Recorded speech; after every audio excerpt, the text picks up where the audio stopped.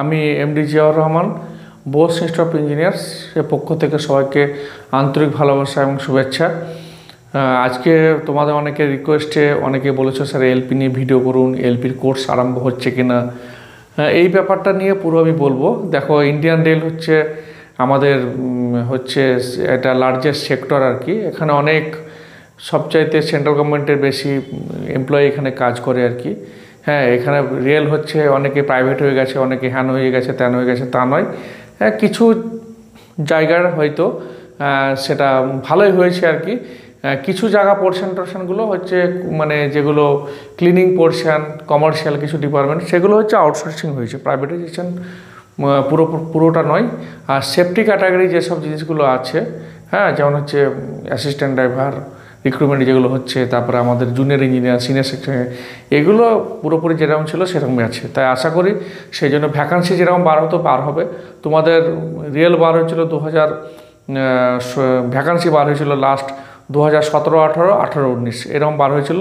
17, 18তে বার হয়েছিল এলপি, 18, 19-এ বার হয়েছিল junior engineer. তখন সিনিয়র সেকশন ইঞ্জিনিয়ার বার হয়নি। এবার অনেকে বলা করছে, শোনা যাচ্ছে যে সিনিয়র সেকশন ইঞ্জিনিয়ার বার হতে পারে। যারা ডিপ্লোমা ইঞ্জিনিয়ার আছো তারা জুনিয়র ইঞ্জিনিয়ার দিতে পারবে, আর যারা বিটেক আছো তোমরা সিনিয়র সেকশন ইঞ্জিনিয়ার তো দিতে পারবে, সেই সঙ্গে ডিপ্লোমার পোস্ট হচ্ছে জুনিয়র ইঞ্জিনিয়ার, তোমরা দুটোই দিতে পারবে। ঠিক আছে? আর এখানে আমি পুরোপুরি সব কিছু আলোচনা করব আর কি। এএলপির জন্য ওখানে জুনিয়র ইঞ্জিনিয়ার বললাম। এলপিতে প্রচুর ভ্যাকান্সি, এলপি টেকনিশিয়ান এসব যেসব ক্যাডার আছে আর কি। আমিও রেলে আছি, হয়তো অনেকে জানো আর কি। সাউথ ইস্টার্ন রেলে খড়গপুর ডিভিশনে নাও পোস্টেড অ্যাট হলদিয়া যে সিনিয়র সেকশন ইঞ্জিনিয়ার সিএনডব্লিউ, কারা জানো কেন? হ্যাঁ, এখানে দীর্ঘদিন ধরে আমি চাকরি করছি। আর সেই সঙ্গে তোমাদের যতটা পারি পরিষেবা করে দিই আর কি। এএলপি হচ্ছে যখন ভ্যাকান্সি আসবে, অনেক ভ্যাকান্সি আসবে, আর ভ্যাকান্সি আসলে এখন যেসব পরীক্ষাগুলো হচ্ছে, আগের দিনে পরীক্ষা হতো 1 বছর 1.5 বছর পর, উইদিন 6 মান্থের মধ্যে সব কিছু হয়ে যাচ্ছে।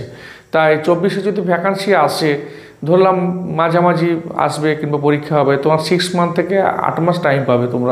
তোমরা মোটামুটি পড়াশোনা শুরু করে দাও, যাদের এএলপি টার্গেট আছে, যাদের ALP only for ALP target আছে। প্রথমে আমি বলবো কীভাবে কি শুরু করবে।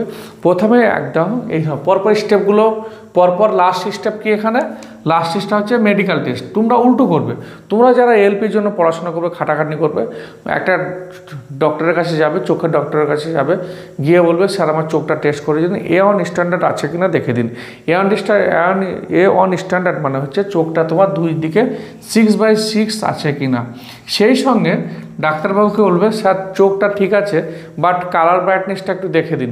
ওনারা একটা বই বার করবে, কালার ব্রাইটনেসগুলো তোমাকে পড়া করবে। ওকে, তুমি এলপির জন্য পড়াশোনা শুরু করে দাও। কেন তুমি সব কিছু চলে গেলে, এতগুলো স্টেপ পার্টার করে দিলে, CBT1, CBT2, তারপরে হচ্ছে সাইকো টেস্ট, ডকুমেন্ট ভেরিফিকেশনের পরে মেডিকেলে আটকা পড়বে। আর এখানে মেডিকেলে যদি তুমি আটকা পড়ে যাও, তাহলে এখানে কোনো মার্কস নেই। জুনিয়র ইঞ্জিনিয়ারে কী হয়, অনেকে হয়তো পাওয়ারে প্রবলেম হয়েছে, সেখানে তোমাকে একটা অন্য পোস্টে দিয়ে তোমাকে চাকরি দিবে রেল, এটা হয়েছে। এই নয় যে দিতে হবে, এরকম দিয়েছে, আমাদের বন্ধুদের মধ্যে অনেকে হয়েছে, হয়তো প্রচুর পাওয়ার চলে এসছে চোখে, ওপেন লাইনের জন্য সুইটেবল নয়, তাকে ওয়ার্কশপে দিয়ে দিয়েছে। কিন্তু এএলপিতে কোনো মার্কস নেই, পুরোপুরি বাদ। আর কালার ব্রাইটনেস থাকলে তো রেলের পুরো কথাই নেই। তো এই হচ্ছে আমি রেলের ব্যাপারটা বললাম, মেডিকেলের ব্যাপারটা। এবার আমি আসবো তোমাদের কীভাবে পড়াশোনা শুরু করতে হবে। ধর লাস্ট যে এক্সামটা হয়েছিল 2018 সালে, প্রথম দিকে এক্সামটা হয়েছিল, এএলপির এক্সামটা হয়েছিল, সেখানে দুটো ভাগে ভাগ করেছিল, CBT1 অ্যান্ড CBT2। CBT1-এ ছিল তোমার হচ্ছে 75 কোশ্চেন ছিল, 1 ঘন্টার সময় ছিল আর কি। এখানে ছিল তোমার CBT1-এ ছিল জিকে ছিল, জিআই ছিল, জিএস ছিল, ম্যাথ ছিল। এখানে ম্যাথ, রিজনিং, জিএস তিনটেই খুব ভালো থাকে, জিকেটা কম থাকে। তাই জিকেটা নিয়ে অত মাথা খারাপ করা দরকার নেই। তোমরা ভালো করে সিলেবাস ধরে ম্যাথ, রিজনিংটা ভালো করে তৈরি করো এবং জিএসটা তৈরি করো। ঠিক আছে? CBT1 কোয়ালিফাই করে গেলে ধরো যা ভ্যাকান্সি, ধরো মোটামুটি রেলের সিস্টেম হচ্ছে 500 ভ্যাকান্সি, 500 ইন্টু 15 টাইমস হচ্ছে CBT2 এর জন্য যা পরীক্ষা দিল, CBT2 কাট অফ নামলো, নিচে থেকে নামলো, CBT2 এর জন্য এতগুলো ছেলে কোয়ালিফাই করলো। ঠিক আছে? তো 5 এখানে 7500, 7500 ছেলেকে CBT 2 এর জন্য কোয়ালিফাই করালো, মানে পরীক্ষায় বসলো। ধরো 500 ভ্যাকান্সি আছে, এবং CBT 2 এর পর হচ্ছে CBT 1 এর পর হচ্ছে CBT 2। CBT 2 আবার হচ্ছে দুটো পার্টে ভর্তি, দুটো পার্টে। CBT 2 হচ্ছে দুটো পার্টে। এখানে হচ্ছে তোমার CBT 2 এর দুটো পার্টের মধ্যে পার্ট 1 হচ্ছে হচ্ছে math same syllabus, GK same syllabus, GI same, জিকেও সেম সিলেবাস, তিনটেই সেম সিলেবাস এখানের সঙ্গে। এই যে জায়গাটা আছে এর সঙ্গে সেম সিলেবাস, এটা এটা এটা।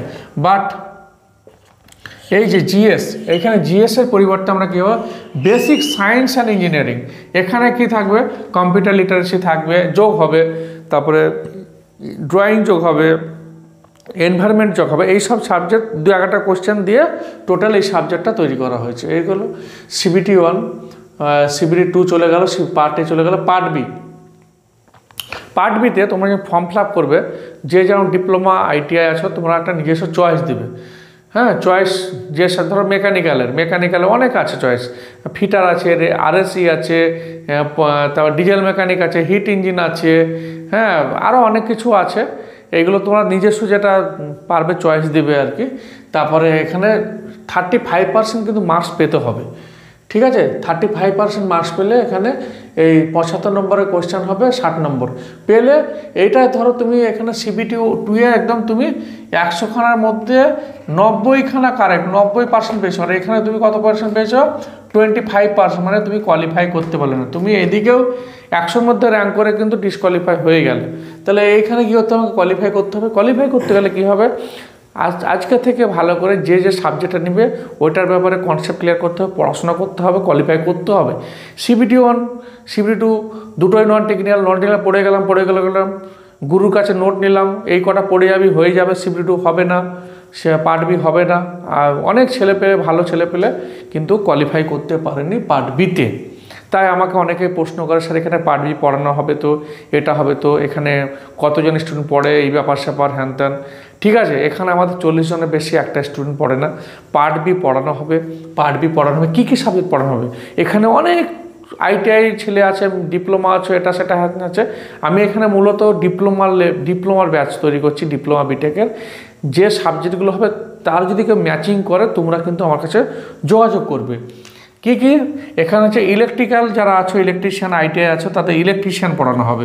আর্মেচার ওয়্যারিং, RSE কিচ্ছু নাই। ইলেকট্রিশিয়ান যারা তোমরা এই পার্ট বি সাবজেক্ট চুজ করবে, তারা কিন্তু আমার কাছে কোচিং নিতে পারো যদি প্রয়োজন মনে হয়। মেকানিক্যাল আছো, মেকানিক্যাল, অটোমোবাইল, প্রোডাকশন ইঞ্জিনিয়ারিং যা আছো টোটাল তোমরা, আমি এখানে তাদের জন্য হিট ইঞ্জিন পড়াবো, খুব ইজি। IC ইঞ্জিন যেগুলো নাম্বার উঠে এবং কোয়ালিফাই করা সহজ, সেইগুলো আমি পড়াবো। এবং ইলেকট্রনিক্স যারা আছো, ইনস্ট্রুমেন্ট যারা আছো, ইলেকট্রনিক্স মেকানিক বলে একটা সাবজেক্ট আছে, ওইটা পড়াবো। তাহলে 3টে হচ্ছে আমি পার্ট বিতে এই 3টে পড়াবো। এর চাইতে অন্য কিছু কেউ যদি ভর্তি হয় আমি কিন্তু পড়াবো না, ঠিক আছে। এটা জেনে নিলে কাদের জন্য আমি কোচিং করাবো। এখানে সিভিল নয়, এখানে ইলেকট্রিক্যাল থাকবে, মেকানিক্যাল থাকবে, ইলেকট্রনিক্স থাকবে, অটোমোবাইল থাকবে, প্রোডাকশনের ইনস্ট্রুমেন্ট, এগুলো ডিপ্লোমা কিন্তু বিটেক তোমরা এসে কোচিং দিতে পারো। টোটাল কোর্স হচ্ছে 6 মান্থের কোর্স। টোটাল ক্লাস টাইমিং হচ্ছে 11টা থেকে শুরু হবে, 5টা পর্যন্ত মক টেস্ট পাবে। এছাড়া free online class non technical দেওয়া হবে রাত্রি 8:30 থেকে 10টা পর্যন্ত। এবার রেলের ব্যাপারে এখানে গল্প করি। অ্যাসিস্ট্যান্ট লোকো পাইলট প্রমোশন কী ব্যাপার স্যাপার আছে, চাকরি পেলে কি হবে না হবে, ভবিষ্যৎ কেমন। এখানে কি হয়, অ্যাসিস্ট্যান্ট লোকো পাইলট, তার পাশে থাকবে অ্যাসিস্ট্যান্ট লোকো পাইলট, ওকে হেল্প করার জন্য, হেল্পার, মানে ও জাস্ট লোকো পাইলট ড্রাইভারের হেল্পার। এই সারা জীবন যে এই হেল্পারই থাকবে তার নয়। লোকো পাইলট কোথা থেকে এলো, সেও এক সময় LP ছিল। এই অ্যাসিস্ট্যান্ট লোকো পাইলট মিনিমাম 5 বছর লাগে, 5 বছর থেকে 7 বছর, কোনো জায়গায় 4 বছর, 3 বছর নয়, মোটামুটি 4 বছর থেকে 5 বছর ধরে রাখো লোকো পাইলট হচ্ছে। অ্যাসিস্ট্যান্ট লোকো পাইলটে ঢুকলে সেখানে গুডসে কাজ করবে। তারপরে সিনিয়র হবে আর কি, মানে সিনিয়র অ্যাসিস্ট্যান্ট ড্রাইভার হবে, সেখান থেকে আবার কোচিংয়ে যাবে। হ্যাঁ, এরকম। তারপরে হচ্ছে আবার লোকো পাইলট হবে, লোকো পাইলট গুডস হবে। তারপরে আবার তোমার আবার মোটরম্যানও হতে পারো, যেগুলো দেখবে একজন চালাচ্ছে মোটরম্যান। ইএমইউ যেগুলো আছে না, একজন দেখবে চালিয়ে যাচ্ছে, ওগুলো মোটরম্যান বলা হয়, ওগুলো ড্রাইভার। তারপরে এরপর ভাগ আছে, A1 স্পেশাল আছে, হ্যানত্যান আছে। রাজধানীর শতাব্দী ড্রাইভার আলাদা নয়, ও হচ্ছে A1 স্পেশাল, যে রাজধানী চালাচ্ছে, শতাব্দী যে কালকে করমণ্ডলও চালাতে পারে, পূর্বা চালাতে পারে। ওর একটা লাস্ট একটা ভাগ হচ্ছে এছাড়া কি তোমার ভবিষ্যৎ কাছে ডিপ্লোমা যারা আছো, তুমি যদি ঢুকো ইলেকট্রিক্যাল ইঞ্জিনিয়ার, মেকানিক্যাল ইঞ্জিনিয়ার আছো, দেখা যাবে যে কয়েক বছর কাজ করে এলপিতে যখন হয়ে যাবে লোকো পাইলট যখন হয়ে যাবে, তোমার আবার 5 ইয়ার্স ওই পোস্টে থাকলে তোমরা অ্যাসিস্ট্যান্ট ইঞ্জিনিয়ার এক্সাম পরীক্ষা দিতে পারো, ডিপার্টমেন্টাল চেষ্টা যদি থাকে, কিংবা জিটিসি এক্সাম দিয়ে তোমরা এলপি থেকে এতে মুভ করতে পারো, জেইতে মুভ করতে পারো, এইগুলো অপরচুনিটি আছে। তারপরে লোকো পাইলট থাকার পর একটা লোকো পাইলটের ইনচার্জ, মানে দেখাশোনা করার জন্য ওদের সব কিছু ইনচার্জ হিসাবে লোকো ইন্সপেক্টর বলা হয়, লোকো ইন্সপেক্টরে তুমি পরীক্ষা দিতে পারো, তাহলে ফিল্ডে কাজ করতে হবে না। এই হচ্ছে অ্যাসিস্ট্যান্ট লোকো পাইলট। ঢুকে মোটামুটি মাইনা মানে বেসিকটা হয়তো কম, ওটা হচ্ছে ওই গ্রেড 3 যেগুলো আছে টেকনিশিয়ান সেই লেভেলে, কিন্তু ওভারঅল মাইলেজ টাইলেজ এটা সেটা ওটি ফোটি নিয়ে একটা 30% এক্সট্রা নিয়ে একটা ভালো পরিমাণ অ্যামাউন্ট হয়ে যায়। মোটামুটি ধরো যারা রাজধানী শতাব্দী চালায় তাদের মাইলেজ টাইলেজ নিয়ে মোটামুটি ধরো 1.5 থেকে 2 লাখ টাকা তারা মানে গ্রস করে। তুমি অ্যাসিস্ট্যান্ট ড্রাইভার হিসাবে যখন ঢুকবে মিনিমাম 50,000, 40 থেকে 50,000, ঠিক আছে? তাই তোমরা পড়াশোনা শুরু করে দাও। আমাদের এখানে ক্লাস হবে, ব্যাচ হবে, পুরো একদম এলপির জন্য একটা আলাদা ব্যাচ হবে, খুব কম ফিজের মধ্যে। তোমরা যোগাযোগ করো। প্রচুর স্টুডেন্ট লাস্টবার আমাদের এলপি সাকসেস হয়েছে। আমি হলদিয়া পোস্টেড, আমিও রানিং রুমের ইনচার্জ। রানিং রুম মানে কি এটাও বলে দিই, রানিং রুম হচ্ছে রানিং স্টাফ এবং ক্রু, মানে গার্ড এবং ড্রাইভার, অ্যাসিস্ট্যান্ট ড্রাইভার, 3 জন। এরা হচ্ছে কোনো একটা জায়গায় গাড়ি নিল, মানে ধরো তোমার শতাব্দী ছাড়লো বর্ধমান, হাওড়া থেকে বর্ধমান কিংবা এতে তোমার ধানবাদে চেঞ্জ হলো, ওখানে ড্রাইভার নিল, তাহলে তুমি কি ধানবাদ থেকে সঙ্গে সঙ্গে চলে আসবে অ্যাসিস্ট্যান্ট ড্রাইভার? না, ওখানে একটা রানিং রুম বলে একটা জায়গা আছে যেখানে রেস্ট নেওয়া হয়। ওই রেস্ট নিয়ে আবার মিনিমাম রানিং রুমে ঢুকলে 6 থেকে 8 ঘন্টা রেস্ট নেবে, নেক্সট গাড়ি লিঙ্ক থাকবে, আবার রিটার্ন আসবে।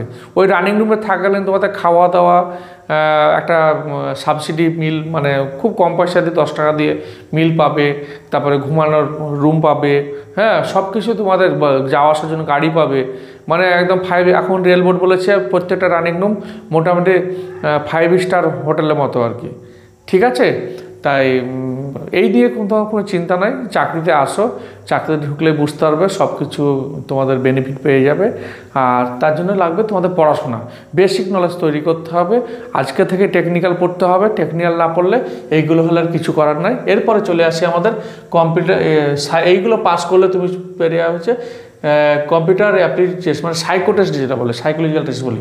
সাইকোলজিক্যাল টেস্ট হচ্ছে এইগুলো কোয়ালিফাই করলে, কিন্তু এইটা পাস করে গেলে কিন্তু এইটাতে তুমি কোয়ালিফাই করতে পারলে না, যে টেস্টগুলো থাকে, তাহলে তুমি কিন্তু চাকরি পাবে না। টোটাল এটাও কোয়ালিফাই করলে তোমার টোটাল নাম্বারের কী করা হবে, 70% হচ্ছে সিবিটি 2 আর হচ্ছে 30% হচ্ছে তোমার সাইকোলজিক্যাল টেস্ট। এই নিয়ে একটা মেরিট লিস্ট তৈরি হবে। মেরিট লিস্ট যা হবে, টোটাল মেরিট লিস্টে 20% এক্সট্রা টাকা হবে, তাদের ওয়েটিং লিস্টে রাখা হবে। যদি কেউ ছেড়ে যায় চলে যায় তাদের ডাকা হবে, তারপরে মেডিকেল হবে, তারপরে তুমি পার্টি করে নেবে। হ্যাঁ, এই হচ্ছে ব্যাপার। টোটাল সব কিছু থাকলো। যদি এরপরে যদি কিছু জানার থাকে তুমি ফোন করতে পারো, হোয়াটসঅ্যাপ করতে পারো, কিংবা কমেন্ট বক্সে কমেন্ট করতে পারো। এই হচ্ছে ব্যাপার। আসো, রেলে নাম লিখিয়ে ফেলো, পড়াশোনা শুরু করে দাও। হ্যাঁ, আশা করি তোমরা সাকসেস হয়ে যাবে।